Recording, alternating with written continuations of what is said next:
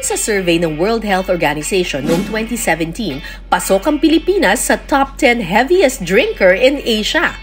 Pero di raw kumpleto ang inuman kung walang pulutan. Ang probinsya ng Bulacan kilala sa kanilang espesyal na chicharon na masarap ipare sa mga inumin. Pero bukod dito, may ipinagmamalaki rin daw silang pulutan na galing sa malalawak nilang palayan. Kailangan lang daw ng tiyaga sa pangunguha. Malaking bahagi ng Balagtas, Bulacan ay agricultural land. Siyempre maraming mga magsasaka dito at isa sa mga itinuturing nilang peste ay yung mga igat or eel. Kasi siyempre nagsiswimming yun doon sa palayan, di ba? Tapos binubutas niya yung mga pilapil. Tapos ayun, siyempre yung mga patubig sayang. Tapos minsan kapag bagong tanim ng palay, yun, magsiswimming sila dun sa mga palayan, mamamatay yung mga palay. Di ba? Tama ba, Daniel? Opo. Peste ba talaga yung mga igat dito? Oo, opo. Ano ginagawa mo? Ma'am, namimingwit po. Namimingwit?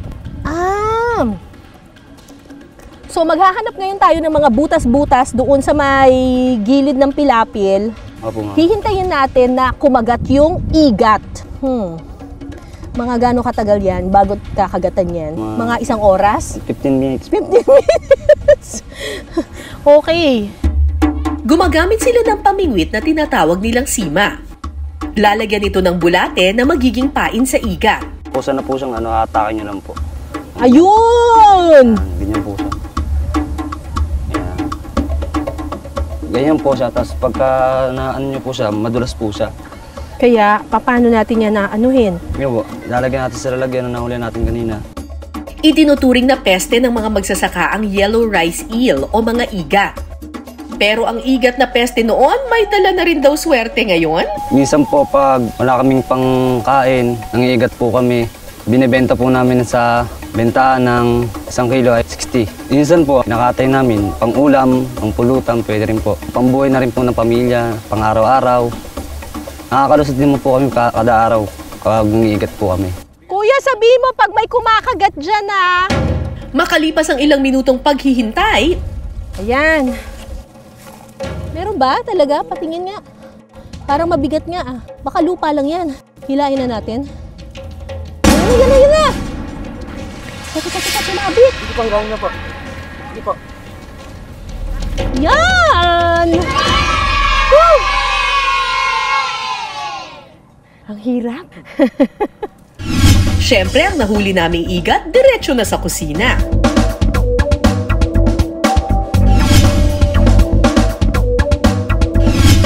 Sa paggawa ng sisig na igat, una muna itong idedebon o tatanggalan ng tinik. At hindi po kami gagamit ng kutsilyo, ang gagamitin namin ay gunting. Ate Jennifer, paano gagawin? Start po natin dito sa dulo. Kakat lang natin po sa isang dulo, ganyan. Ganyan lang? Opo, ma'am, ganyan po.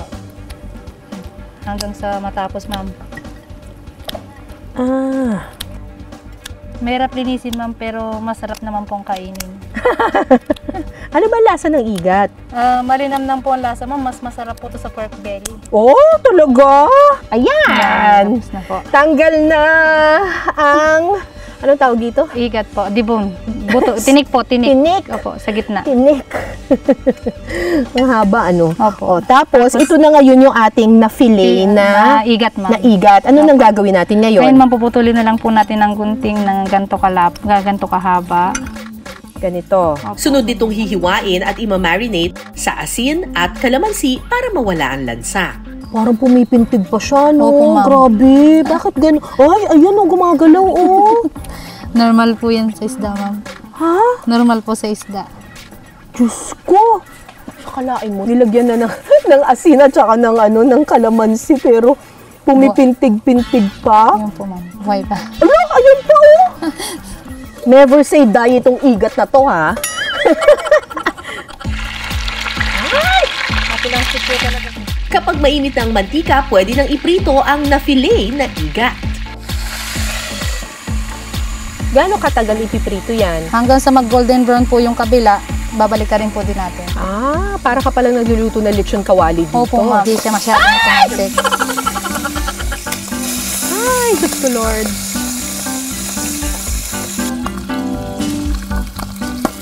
Diyos ko, Lord! Ayan po pag maluto na. Okay. Pagkatapos iprito, hihiwain ito sa mas maliliit na suka. Masarap po. Parang chicharon, ano? Opo, ma'am.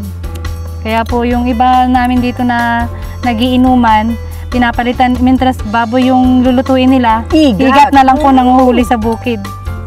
Parang chicharon yung Opo. peg. At saka ihahalo ang toyo, sibuyas na puti, pulang sibuyas, kalamansi, asin at mayonnaise. Huling ilalagay ang sili, Perfect pang pulutan. Sisig na igat. pagkatapos ihalo, ready na ang ating sisig na igat.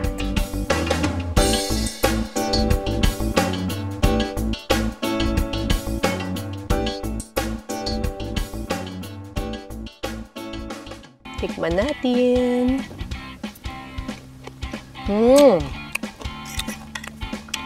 Maanghang, ah. Actually, masarap siya, ah. Alam ko pulutan to, pero perfect to sa kanin. Meron pang crunch, yung mismong igat, tsaka hindi siya malansa at all. Saktong-sakto lang yung timpla. Na-imagine ko siyang pangpulutan, pero actually, pwede rin siyang ulam. Ihalo sa kanin. Isa pa sa mga itinuturing na peste ng mga magsasaka ay ang mga suso. Namamahay raw kasi ang mga ito sa bagong tanim na palay na nagiging sanhi ng pagkasira ng binhi. Kasi kadalasan kapag dumadami, dahil sa dami sa lawak na nandun sila sa ibaba, kumakapit na sila doon sa sa pinaka-trunk o sa pinaka-puno ng palay. Kaya naman unti-unti nilang kinakain ito. Pero ang mga pesteng suso, naging biyaya. Naisipan kasi nila itong ibenta at iluto at gawing perfect na pulutan. Perfect din kaya ito para sa panlasa ng ating celebrity guest na perfect ang unang hirit tuwing umaga? Ang ating morning sunshine, Shaira Diaz. O Shaira, ready ka na bang lumubog sa palayan? Mga kapuso! Kamusta po kayo? Nako, eto, nandito po ako ngayon sa isang palayan dito sa Balagtas, Bulacan para manguha ng mga suso na talaga namang sikat daw dito at ginagawa daw itong pulutan. Ate Luisa, so eto sila, yung mga suso na to. Anong tawag sa ganitong klaseng suso? Pahaba Pilipit siya. po na suso. Pilipit. Kaya siya pilipit kasi Pahaba. pahaba. Okay. Kasi yung mga susong nakikita natin sa bahay natin, yung mga malalaki, di ba? Opo. So, ito ganyan sila. Tapos, kinakain na to? Opo, pwede rin pong tinda. Paninda. Okay. Talaga? Opo, ma'am. Anong klaseng luto ba? Diyos ko, na-stuck na ako dito. Oh my goodness, mahirap pala to, no? Talagang yung paa mo, lulubog ka. Ito. So, marami dito. Ayan, mga buhay pa, oh. Opo, ma'am. Buhay talaga siya. Matagal na po. Parang tradisyon nyo na yun Opo. dito sa lugar ninyo. Opo, sa bukid. Ang susong pilipit o Hagora asperata ay isang freshwater snail na may kulay itim at pahabang shell. Karaniwan itong makikita sa mga ilog, creek at irigasyon gaya ng makikita sa Bulacan. Ito, parang may nakita ako. Parang kumpol to ng pilipit. So, kailangan, pag nakita siya, medyo ginaganyan niya ni ate. Ito, madami pa, oh. So, parang ang technique din, kakapain mo lang, no? Opo, ma'am. Pero dapat matulis yung mata mo, no? Kasi, minsan nat-coveran sila ng putik. So, ay, ang dami, ha? In fairness. Kalat-kalat sila, no? Ayan, ito, nakita ko. Ito. Masakit din siya sa likod, no? Aba, parang nagtatanim ka rin. Ito. Pero parang nakakatakot din kasi dahil hindi mo siya nakikita, dahil maitim yung tubig, baka mamaya kung anong madampot mo dito. Pero ayan, palakasan na lang din ang loob. Kaya naman lolong dito. Ayan, tingnan nyo, ang dami naming nakuhang pilipit. May ilang kuhol. Yan, tinulungan ako ni Ate Luisa. Tikman natin tong pilipit. Susong pilipit.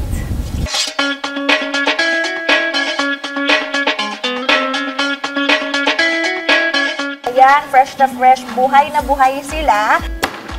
Una munang lilinisan ng suso at tatanggalin ang patulis na parte nito. Galing mo naman! Yun! Lahat nalaglag na sa... At ito na nga mga kapuso, nalinisan na namin yung mga suso. So ano nang next natin gagawin? Lulutuin na natin. Lulutuin na natin. Okay. Igigisa muna ang luya, bawang at sibuyas.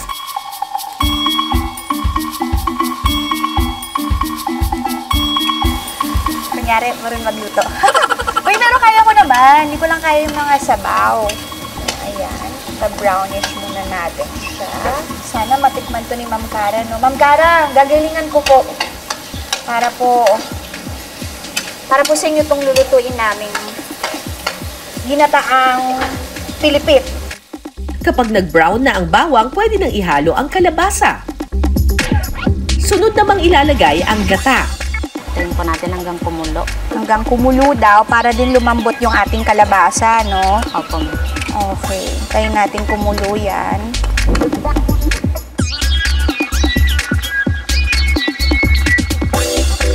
Titimplahan ito ng pamintang buo, pati na rin ng durog na paminta, seasoning at asin.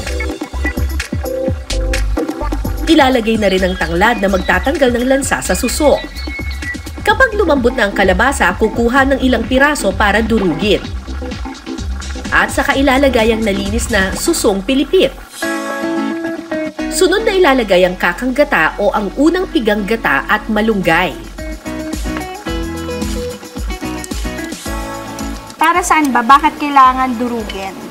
Para po yung kalabasa pumasok po sa may suso. Para po pag sinipsip, kasama po yung kalabasa. Oo, kumbaga pag sinipsip mo may laman. Opo. Okay, oo nga naman. Huling idadagdag ang nadurog na kalabasa. Hihintayin lang kumulo, maya-maya pa, luto na ang ating ginataang susong Pilipit.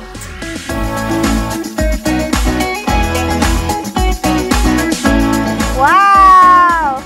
Susong Bilibet! Ate! Ang bango-bango niya! I'm so proud! Tingnan nyo! Inuman na! Let's go!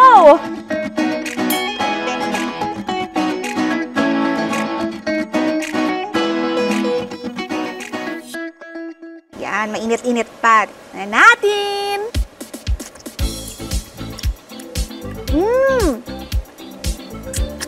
May naano na ako pero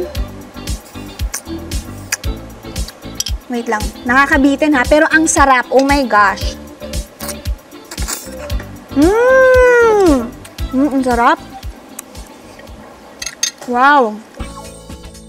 Sobrang malasa siya. Tama lang yung mga timpla namin. Siguro parang mas okay din siya kung medyo maanghang. Kung yung mga mahilig lang kayo sa maanghang, go, lagyan nyo ng sili. Pero ito, perfect na to. Ang sarap.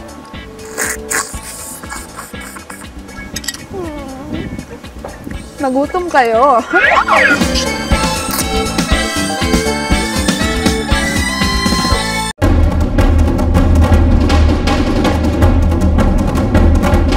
Yan. Hilain na natin. Ayun na! Teka, sumabit. Hilahin na po. Yan! Woo! Ang hirap. Ang igat na dating peste sa palayan, biyaya na rin kung ituring ng mga magsasaka. Pwede kasi itong gawing ulam o kaya naman pulutan. Bukod sa igat sisig, may isa pa silang ipinagmamalaking pambatong pulutan na gawa sa igat. Una munang hihiwain ang igat. Unang igigisa ang bawang, luyang dilaw, luyang Tagalog at sibuyas. At saka ihahalo ang nahiwang igat. Toyo.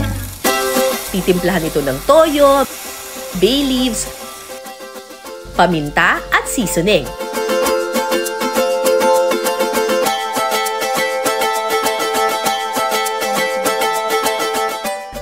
kumulo at lumambot na ang igat, pwede nang ilagay ang kakanggata. Tapos na po ang ating ginatakang igat. Ito ma'am, titignan natin luto na. Pagkatapos ng ilang minuto, luto na ang ating ginataang igat. Okay, tikman na natin itong ginataang igat na may luyang dilaw.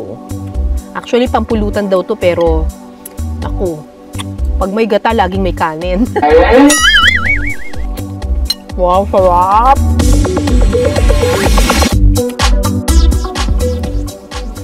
Sarap! Panalo pa! Sarap!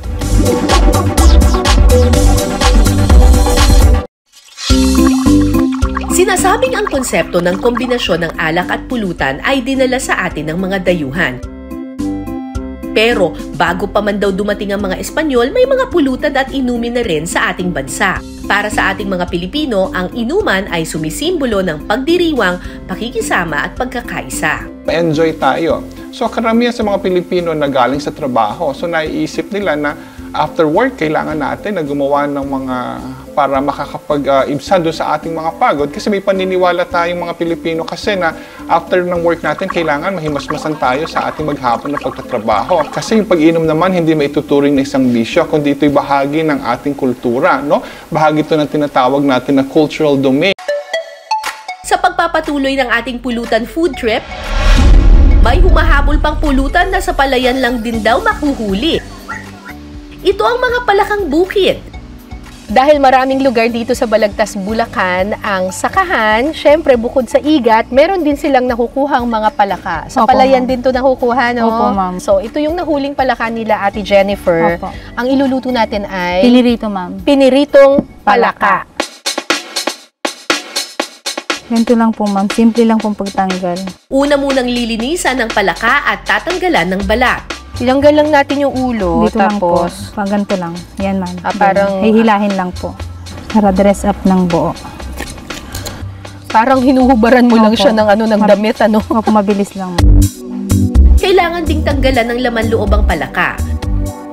Okay, so ito na yung pwede nating prituhin na palaka. Palaka ma'am. Mm-mm. Guguntingin na lang po natin. Pero pwede rin naman pong kutsilyohin ma'am. Mm-mm.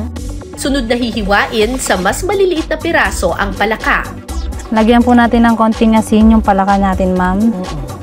Para lumasa. Lagyan din natin ng paminta.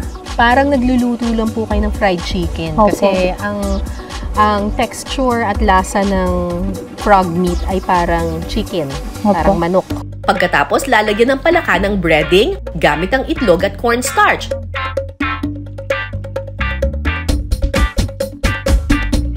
Pwede na itong iprito.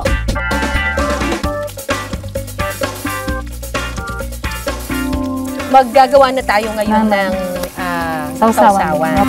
Paghahalu-haluin ng suka, asukal, pamintang durog, at sibuyas. Pwede rin namang ketchup, ano? Pwede rin po. Halu-haluin lang po natin. May sausawan na po tayo. Instant sausawan. Kapag golden brown na ang palaka, pwede na itong hanguin. Piniritong palaka! Kain na! At ready na for pulutan ang ating piniritong palaka. Okay, tikman na natin itong piniritong palaka.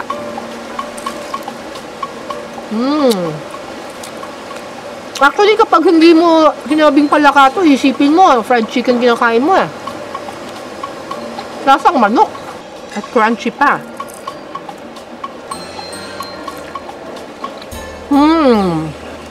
Parang manok talaga. Mas maliit lang yung puto.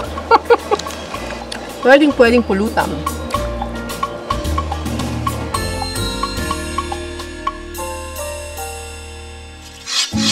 Sa mga probinsya na may malawak na sakahan, nakasanayan ng kainin ang mga palakang bukid.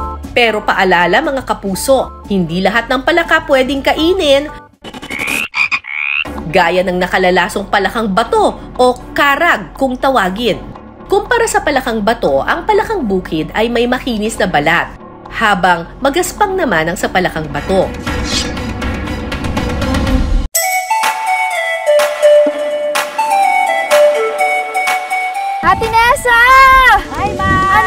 Kamusta na ang huli? Meron na ba? Tingnan po natin, ma'am, kung mayroon po tayong nahuli. Kagabi pa po kasi iniwan namin to. Okay. Alam nyo guys, ngayon ko lang nalalaman at narinig itong mga klaseng isda na to So tingnan na natin, check na natin kung may nahuli ba tayo.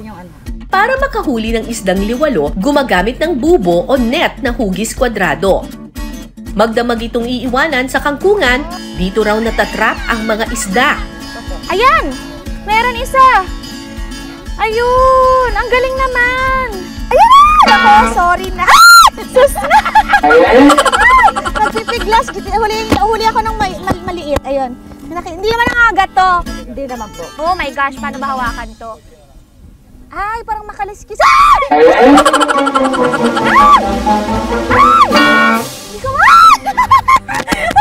Ayoko nang gano'n. Ako na lang, ma'am. Ang isdang liwalo o climbing perch ay madalas na nakikita at nahuhuli sa mga lawa at iba pang mga matutubig na lugar tulad ng kangkungan. May pagkakahawig ang mga isdang ito sa tilapia. Ayun pa, may dalawa pa. Ilan kaya ang nahuling isdang liwalo ni na Shaira? Ayan! Ako, sorry na. Sus na! Nagpipiglas. Huli ako ng maliit. Ayun. Hindi naman nangagat to. Oh my gosh, paano ba hawakan to? Ay, parang makaliskis. Ay! Ay! Ayoko nang gano'n. Ako na lang, ma'am. Sige, ate. Para makuha ang isdang ito, kailangang kuhain ito sa loob ng bubo. Pero ito, meron kaming isa, dalawang, tatlong, apat na liwalo, lima. Lutuin na natin to. Halika na. Simulan na natin ang pagluluto ng sinampalukang liwalo. Sa kawali, pagsasama-samahin lang ang mga sangkap. Unang ilalagay ang sampalok at saka isusunod ng isda. Kaya ba siya liwalo? Kasi 8 din to. 8 din yung ating isda dito. Sunod na ilalagay ang luya at sibuyas. Lalagyan din ng pampalasang asin, seasoning, pamintang buo, at pamintang duro. Huling ilalagay ang tubig at ang natirang sampalok. Pakuluin ito sa loob ng 15 minuto. Ayan na, kumukulo na siya. Ngayon, kailangan natin maghango ng 3 sampalok kasi dudurugin daw yung sampalok na to para mas umasim at sumiksik, no? Yung lasa, yung asim. Parang mas manuot lalo. Ayun. Okay, ayan. Pampaasim.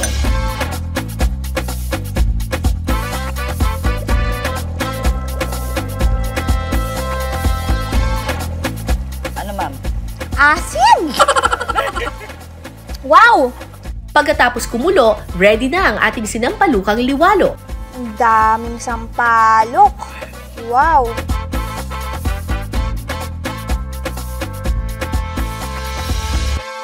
Tikman na natin. Oh! Malasa nga siya. Para sa tilapia na masarap. Malinamnam.